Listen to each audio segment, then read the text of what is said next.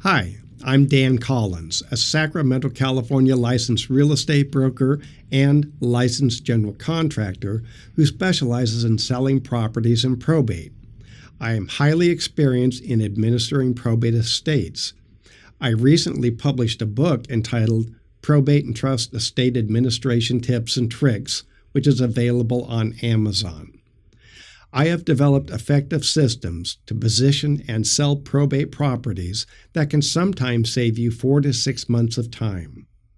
If you have found yourself tasked with being an executor administering a probate or a trustee in an estate, I can help you effectively execute your duties. To learn more, please visit my website, collinsfiduciarybroker.com. Today, I want to talk to you about what to do when you are an executor or trustee who has evicted a family member or a caretaker who may be a drug user and perhaps even a drug dealer from an estate-owned home. How do you handle the huge amount of toxic personal property and massive amounts of garbage left behind? You may believe that once you have received your property back after the sheriff's department comes to evict your family member, that you may be entitled to some downtime after the final necessary push to remove the unwanted tenant. Well, I'm here to tell you that is quite the opposite. Now is the time to act quickly and decisively, or you risk losing control of your property again.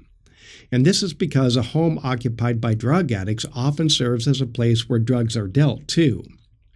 That means your property is known to many drug addicts who live on the streets and look for abandoned homes to squat in. If you do not clean up and secure the home within 24 to 48 hours on the outside, you may be going back to court to evict a new set of squatters who have camped in your vacant home and now are asserting tenancy rights. After winning possession of your estate-owned home post-eviction of family members or caretakers who refuse to move out, you want to act immediately to trash out the home. You want to remove all personal property and all the garbage left behind. There are rules concerning personal property left behind. I can help you with those details. I've evicted many hundreds of tenants over 30 years of professional property management, and speed is the key, taking control and defending your property immediately following successful eviction. You will want to hire a crew to trash out the home and remove all the garbage and dispose of it at a municipal dump or transfer station. You will need to separate any personal property of value that the tenant who was evicted has left behind, inventory that property, and store it. You will be responsible and liable for that tenant's property for a period following the eviction. Your objective is to remove all garbage and all personal property from the attic, the basement, shed, home, garage, and the yard. Once the home is in broom-clean condition, you are done. And now you need to do 2 more things. 1. Turn off the main electrical panel so there is no power to outlets and lights. Squatters who have smartphones and iPads, they look for those power sources that also serve as places to shelter. 2. Call an emergency board-up crew to come and board up the windows and the door openings. If you line the service up the day before you need them, you may save money by avoiding the emergency short notice hourly response service rate and get a fixed price to secure the home. Neighbors and even your family members may ridicule you for boarding up the home, but sometimes it truly is the smart action to take. As a general contractor who has boarded up many homes, I have developed methods that do not look unsightly or scary.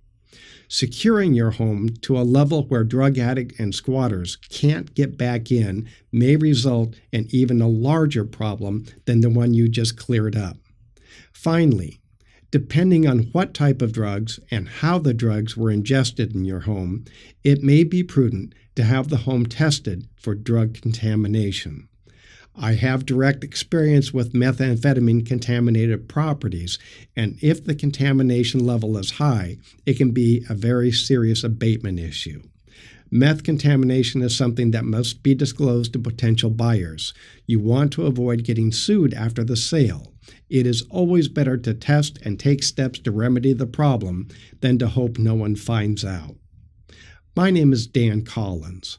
I act as a fiduciary broker in probates and trusts that involve real property assets.